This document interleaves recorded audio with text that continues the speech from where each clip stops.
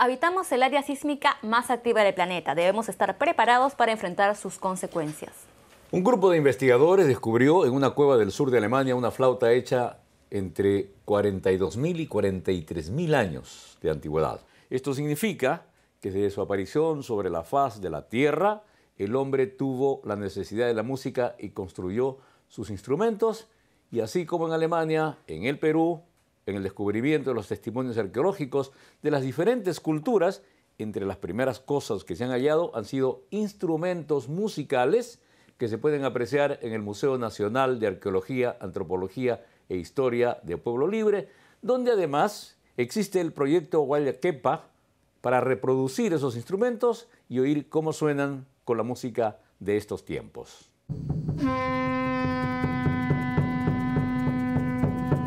Por ejemplo, en Europa se ha encontrado una flauta de hueso de oso de las cavernas de un oso extinto que tiene más de 40.000 años. Si eso es así, la música sería anterior al arte pictórico, que es 10.000 y pico de años, y al arte escultórico, que no pasa de los 20.000 años antes de Cristo, ¿no? Entonces, es un nuevo escenario, al punto que postulamos que la música llegó con el hombre cuando emigra a América. Cuando el hombre llega a América, ya llega haciendo música. ¿Desde qué fecha los antiguos peruanos hicieron música? ¿Cómo sonaban esos primeros artefactos sonoros? ¿Cuándo se tocaba? ¿Y quiénes tocaban esos instrumentos? El proyecto de investigación Guayaquepa viene trabajando desde hace un tiempo para responder esas y otras preguntas. Su estudio lo hacen gracias a la vasta evidencia que guarda el Museo Nacional de Antropología, Arqueología e Historia del Perú. Como un avance de su trabajo, se inauguró una exposición de un grupo de instrumentos encontrados en los territorios de las culturas Nazca y Paracas. Son de 3 familias: los aerófonos o instrumentos de viento, los membranófonos o instrumentos de percusión y los idiófonos, instrumentos que suenan entre choque, como los sonajeros y cascabeles. La música es más antigua de lo que nos imaginamos.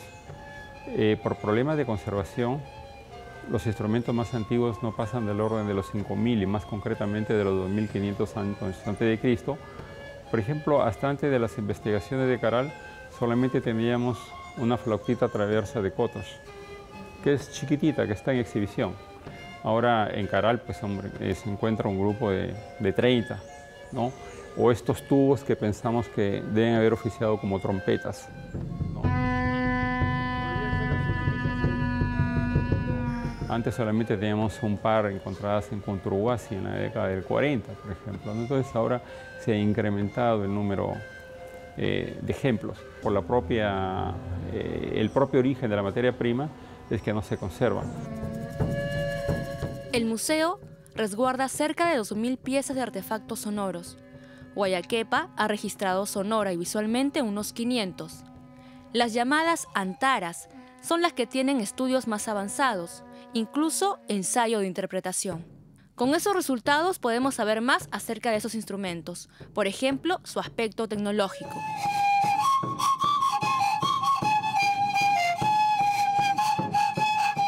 Para lograr una afinación acorde a sus intenciones, ellos utilizaban resinas, digamos, que iban poniendo en las paredes del hueso hasta lograr el sonido que ellos querían. Ahora, no confundamos, en el antiguo Perú no hubo afinaciones universales, de tal manera que debió ser una música muy especial.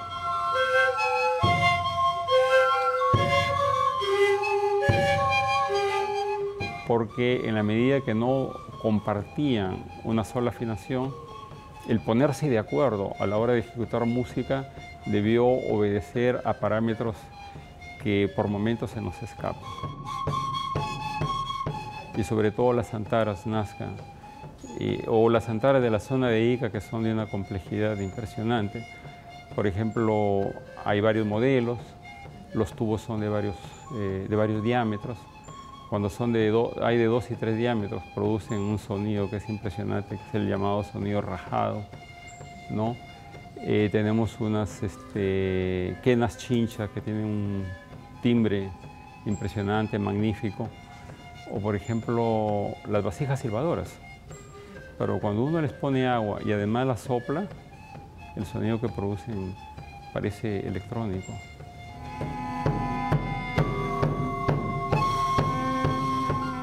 ¿En qué circunstancias se tocaba la música en el antiguo Perú? Manuel Merino se basa en los cronistas que refieren el imperio inca para formular una hipótesis. Las sociedades antiguas fueron sociedades cuyas concepciones sobre la naturaleza, sobre su historia, sobre su devenir, era mítica. Eran sociedades cuyas fiestas estaban muy ligadas al proceso productivo, o sea, establecían calendarios. Eso también se da cuando uno va al campo. Como nosotros vivimos en la ciudad, nos interesa muy poco cuándo es la cosecha o cuándo es la siembra o las preocupaciones sobre si cae agua del cielo o no cae agua del cielo. Eso no nos interesa porque vamos al supermercado. Pero un productor tiene otra lógica. Pensemos que esa era la lógica de los antiguos peruanos, una lógica ligada al proceso productivo. Pero también hay eventos de carácter político, ¿no? Como por ejemplo los triunfos del Inca. Cada vez que el Inca regresaba al Cusco eran grandes fiestas, ¿no? Inclusive había cosas muy simbólicas. Por ejemplo, se dice que los incas tenían instrumentos de piel humana, ¿no? Que aterrorizaban al enemigo. Eso es bastante simbólico. O instrumentos que no eran viables, ¿no? Que un cuerpo era disecado. Usted se imagina que un cuerpo al ser disecado ya tiene rigidez, pero en la construcción que recogen los cronistas, dicen, por ejemplo, que estos cuerpos tenían el brazo flexible y retumbaban sobre el vientre y eso contribuía a aterrorizar, ¿no? Entonces se dan cuenta el gran contenido simbólico que la música tenía. Y Garcilaso es el único que dice de que los músicos eran especialistas, pero dada la gran cantidad de instrumentos encontrados en diferentes contextos, dudo que eso haya sido así. Inclusive nos hacemos preguntas, ¿cómo era el proceso de aprendizaje? El proceso de aprendizaje debe haber sido similar al actual. Imaginémonos a un campesino solo, que, influenciado por su familia, en un contexto de fiestas, con habilidades que se potencian en estos contextos, termina siendo músico, sin haber pasado por una escuela. Los estudios que viene realizando este equipo interdisciplinario Guayaquepa ha permitido salvar las sonoridades de algunos instrumentos al borde de su desaparición. Se han podido hacer réplicas y ensayar su sonido.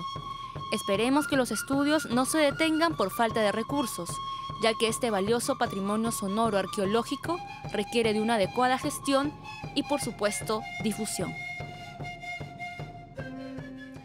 Hechos en huesos de animales, cerámica, metales, el antiguo hombre peruano ha demostrado su vocación de constructor de instrumentos musicales, como lo prueba esa exhibición del Museo de Pueblo Libre. Por otro lado, el hallazgo de una flauta de más de 40.000 años de antigüedad demostraría también que la música es un arte mucho más antiguo que el rupestre de las cuevas de Altamira, por ejemplo.